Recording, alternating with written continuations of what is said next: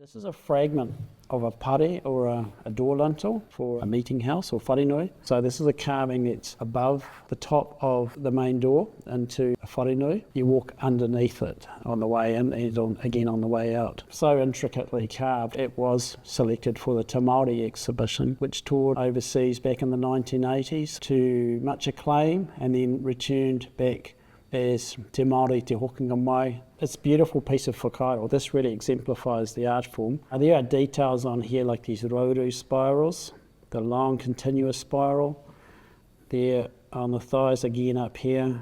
And you see the manaia hands sort of like biting at each side of the head. Another interesting thing about this pare is that the figure's been identified as female, and that's not uncommon for pare, but you'll see here the Mātauranga full facial moko, which normally is on a fairly high-ranking man, so that's a wahine of some standing.